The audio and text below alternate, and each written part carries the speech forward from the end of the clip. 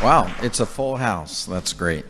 On behalf of the President, I want to welcome everybody here today. I have the great privilege of introducing one of the nation's heroes. Let me tell you about Sergeant Michael Verardo. Sergeant Verardo was deployed to Afghanistan in 2009 with the 82nd Airborne, and this was not an easy assignment. This was really dangerous work. In fact, 37 of the men that Sergeant Verardo served with didn't return home. It was in 2010 that he was severely injured in an IED blast. He lost an arm, a leg, and 40% of his body had burns over it. He wasn't expected to survive the medical flight, but he did, fortunately, thanks to really what may be described as a miracle, and certainly the support of his amazing wife, Sarah. 110 surgeries and years of therapy. Michael's able to join us here today. And it's veterans like Michael that are the reason that the VA exists. It's why when I had the privilege of sitting in my office not too long ago with Michael and Sarah talking about their experience, that it was really heartbreaking for me to hear their story, because the VA had failed Michael. He had to jump through one bureaucratic hoop after another just to try to get the services that he deserved and he had earned. In one situation, he had to wait 57 days just to get his prosthetic leg fixed. He had to wait 3.5 years to be able to get the type of adaptations for his home that he needed to be able to live comfortably in his home. I'm pleased to say he's waiting no longer. Unfortunately, Michael's story isn't unique, and that's the reason why we're so focused on fixing the VA and reforming the VA. The President and I are committed to fixing the VA and tackling the challenges that have been within the VA system for decades. Millions of veterans like Michael and their families are counting on us. So today we're here to celebrate an important step towards that reform of the VA. I'm thrilled that Michael and his wife Sarah are here with us today. They have 2 daughters in their home in North Carolina, and I think, as you'll see, expecting another very soon. Michael and Sarah, thank you for your service and sacrifice. You inspire all of us to do better. Ladies and gentlemen, please welcome Sergeant Michael Verardo and Sarah.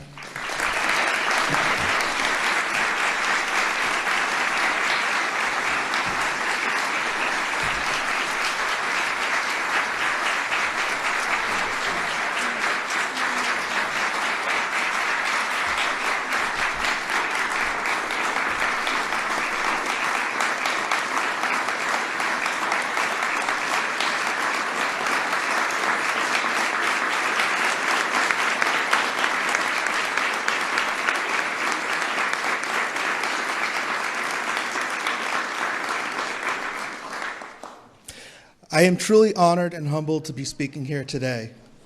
For as long as I can remember, I wanted to serve my country.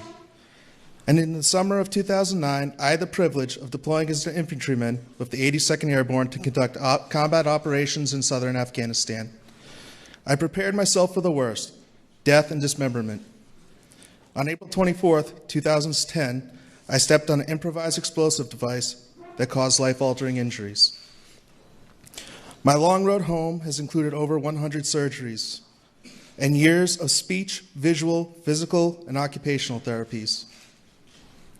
I knew that such injuries were a risk of the enlistment that I made. What I was not prepared for was coming home to a broken VA system. I wasn't prepared to wait 57 days for a signature on a piece of paper so that my only prosthetic limb could be repaired.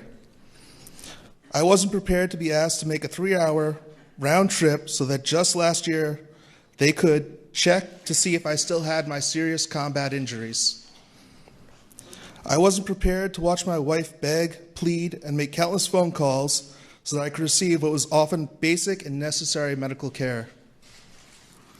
But today is a new day, and this administration has fulfilled its promise that the veteran is empowered and the veteran is in charge of his or her own care. Under the previous administration, I waited over 3.5 years for required adaptive changes to be made so that I could safely reside in my own home. Under President Trump, with the assistance of Secretary Shulkin, these changes were made within weeks. Today, our President, Donald Trump, will sign this important bill into law that will ensure real accountability for our nation's veterans. Dr. Shulkin will be empowered to ensure that the VA adheres to the standard of excellence it promotes, and that the employees who are at the VA are the ones that have a servant's heart for those that have worn our nation's uniform. The most difficult part of my war injuries were coming home to such a broken system.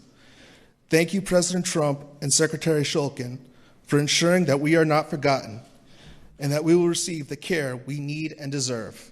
Thank you.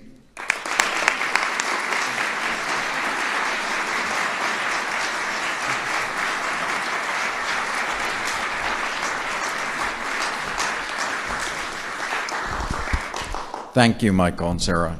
I want you to know you're the reason why we're working night and day to make sure that we get this system working better, and we're not going to stop until we do better for families like yours. A few weeks ago, I was here at the White House, and I had the chance to deliver a talk on the state of the VA. And in those remarks, I talked about 13 risks that VA faces in its reform. One of those was accountability. Veterans deserve an organization that they can trust, that provides the highest quality services. Employees who act contrary to our core values erode that trust. And there's nothing more demoralizing to our workforce and to veterans when VA is forced to take employees back who have deviated from those values. I've talked about examples of employees who had 3 driving under the influence arrests, employees that taking care of veterans while watching pornography, and a system that allows this is clearly broken. We won't be able to accomplish any of the reforms that we need to in the VA if we don't get the right people in place. The Veterans Affairs Accountability and Whistleblower Protection Act is going to make it easier and quicker for us to hold our employees accountable while protecting our employees' rights to due process. The bill also gives us the additional flexibilities when it comes to hiring. It dramatically reduces the time that it takes to be able to put strong leaders in place in these important positions. I want to thank the members of Congress that are here today. This was a bipartisan effort. This was your leadership that allowed this to happen, and of course the President will be able to sign this because of the work that you've done.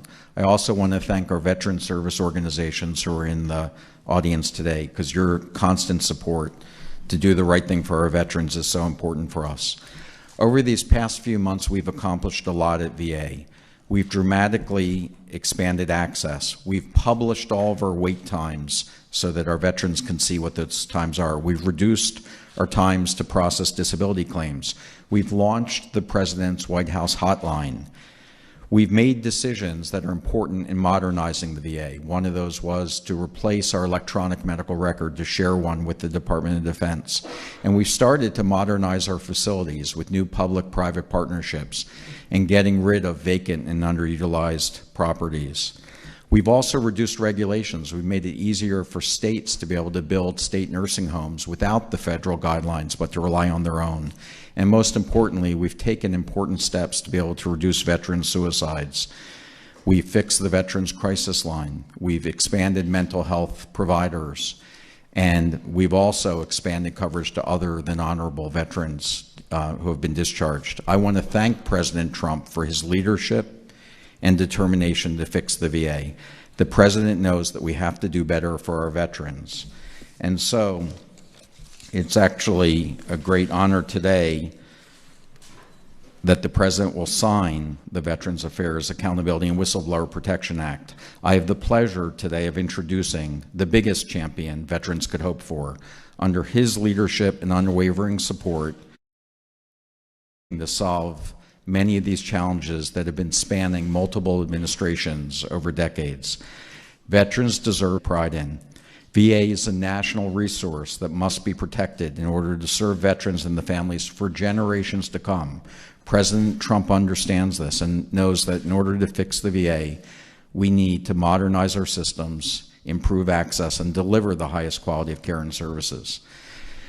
Mr. President, today is no doubt a great day for veterans, their families, and the vast majority of VA employees who want nothing more than to give back to those who have sacrificed so much. Mr. President, thank you for your leadership and unwavering support for veterans. So it is with great pride that I introduce the 45th President of the United States, Donald Trump.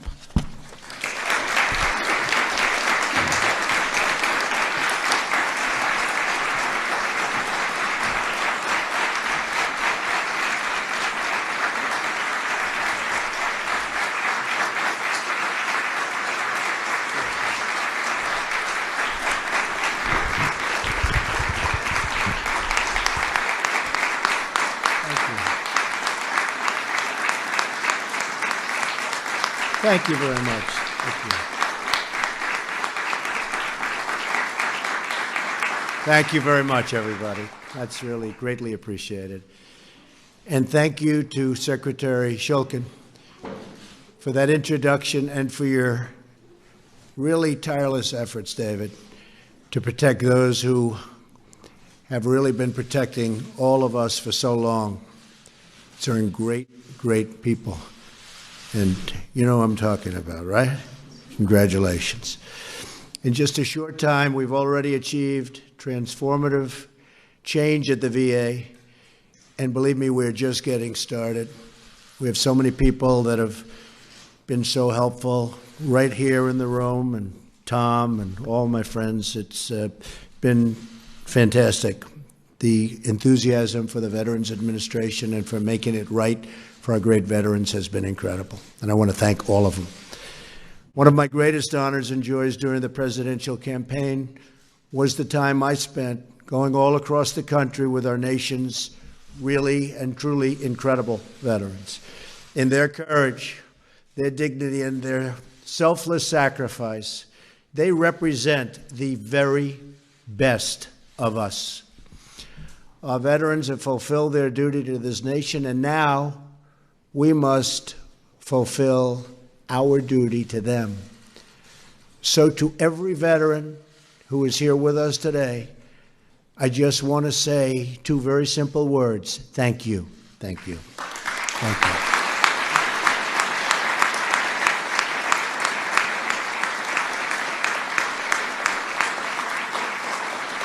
you. You are the warriors and heroes who have won our freedom, and we will never forget what you have done for all of us, ever. As you all know, all too well, for many years the government failed to keep its promises to our veterans. We all remember the nightmare that veterans suffered during the VA scandals that were exposed a few years ago. Veterans were put on secret wait lists, given the wrong medication, given the bad treatments, and ignored in moments of crisis for them. Many veterans died waiting for a simple doctor's appointment. What happened was a national disgrace, and yet some of the employees involved in these scandals remained on the payrolls. Outdated laws kept the government from holding those who failed our veterans accountable. Today, we are finally changing those laws. Wasn't easy, but we did have some fantastic help to make sure that the scandal of what we suffered so recently never, ever happens again, and that our veterans can get the care they so richly deserve. So you just heard from Sergeant Michael Ferrardo. Great. I didn't get to shake your hand, Michael. Huh? Get up, Michael.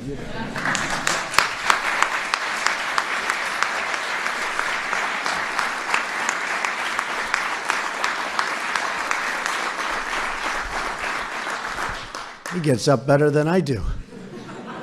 Thank you, Michael. Michael lost 2 limbs in defending our country, and yet he had to wait 57 days to get his prosthetic leg repaired. It's a long time, Michael. And over 3.5 years for modifications to make his house more accessible. What happened to Michael is happening to many, but it's rarely happening under our leadership and David's leadership anymore. That I can tell you. Our wounded warriors have given everything they have to this nation. Leadership anymore. And we owe them everything we have. Our wounded warriors have given everything they have today to this nation. And we owe them everything we have in return, and we're taking care of it. Today, we are taking a very historic action to transform the VA by enacting the VA Accountability and Whistleblower Protection Act. This was not easy. This was not an easy one. And it's one that they've wanted to do, Michael, you know, for a long time, for many years. Couldn't get it done. We got it done. This is one of the largest reforms to the VA in its history. It's a reform that I campaigned on, and now I am thrilled to be able to sign that promise into law. VA accountability is essential to making sure that our veterans are treated with the respect they have so richly earned through their blood, sweat, and tears. This law will finally give the VA secretary, who is, by the way, just doing some job, and he's doing it with this and with the heart. Believe me.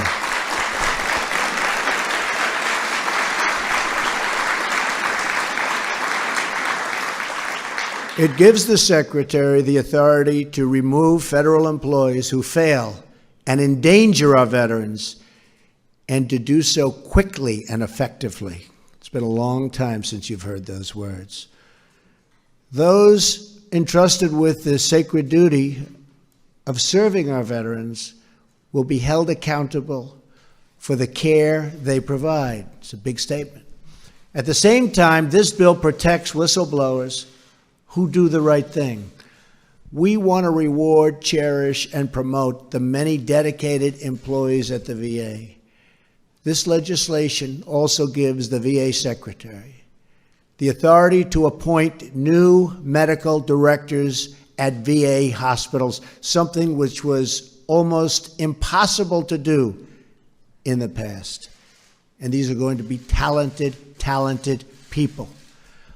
I applaud Chairman Phil Rowe and the members of Congress here with us today, which we have many, who fought so hard for this legislation. And I want them up here when I sign. And I just want to thank the members of Congress. They have been really dedicated to getting this done. It was not easy for them either. Thank you, thank you, thank you, everybody. Thank you, thank you, thank you. Our very sincere gratitude as well to the veteran service organizations who have joined us for this tremendous occasion and for everything they do for the veterans and for so long. They've been fighting for this and other things so long. And by the way, other things are happening.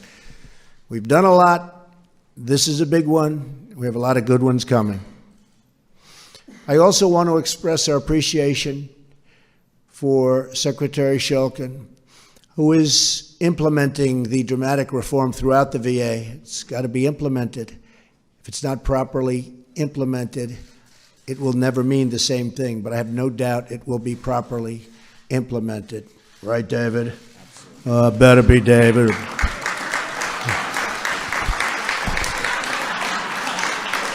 We'll never have to use those words. We'll never have to use those words on our David. We will never use those words on you, that's for sure.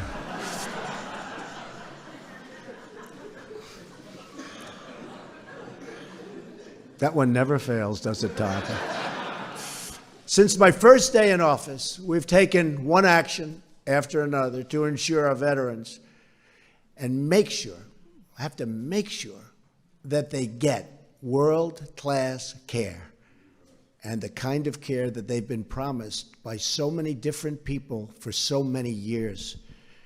We've created a new Office of Accountability at the VA, which will empower and really has been empowered by this legislation. We've launched a new website that publishes wait times at every VA hospital.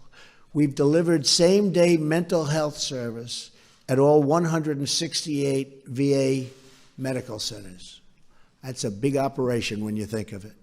We've announced that the VA will finally solve a problem that has plagued our government for decades, seamlessly transferring veterans' medical records from the Department of Defense to the Department of Veteran Affairs. Now,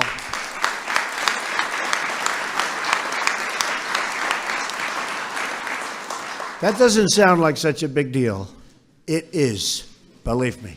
That was a big one. We thought this would be easy, but the people like David and all that have been here and understand the system, he said, that's going to be a tough one. We got it done. So that was a good one. But it is something we're very proud of, to have been able to do it this quickly.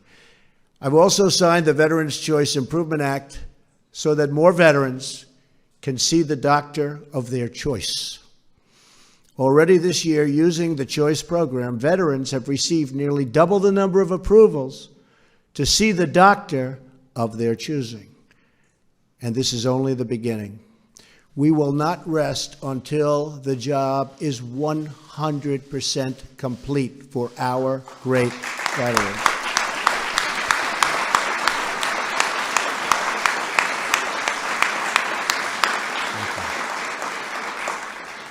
We can all be inspired by the story of a retired Air Force veteran named Earl Morse, who served as a physician's assistant at the VA centers in Ohio and Indiana. 13 years ago, Earl began asking his patients if they planned to visit new World War II memorial, which is beautiful, right here in Washington, D.C. Nearly all said they planned to visit, but when he saw these patients at their next appointment, almost none of them had made the trip. One day, he had an idea. Earl is a private pilot.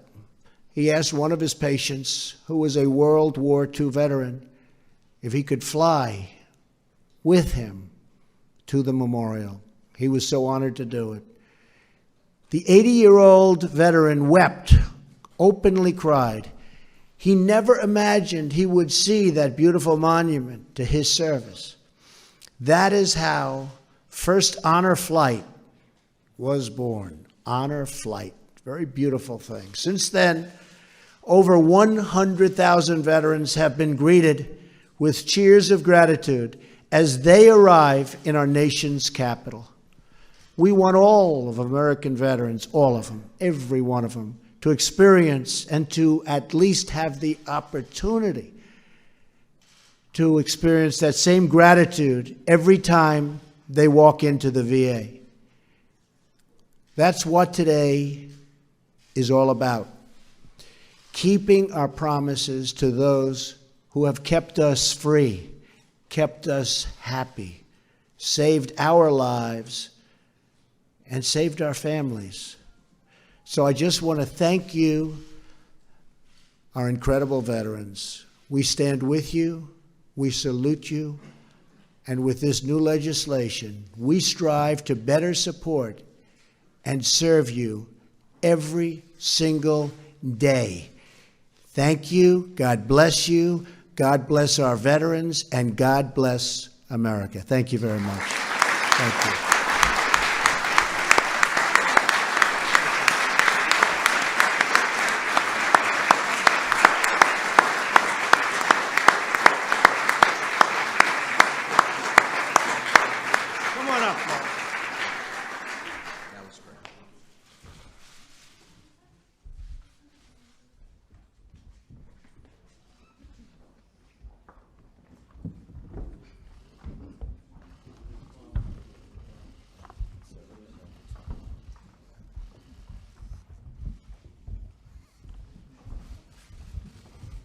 So this is something that we are all very proud to be signing.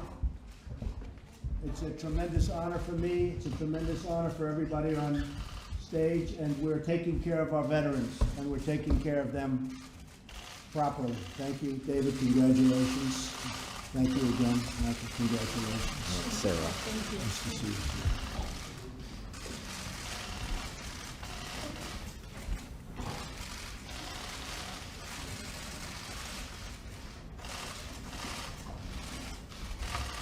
Okay.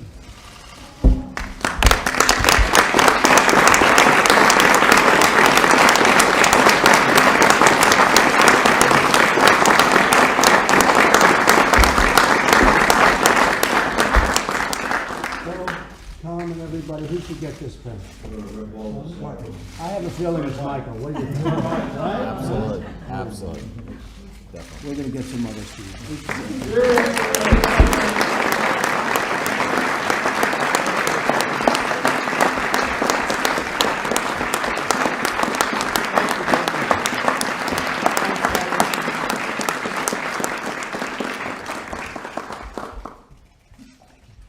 Thank you, everybody. Thank you very much.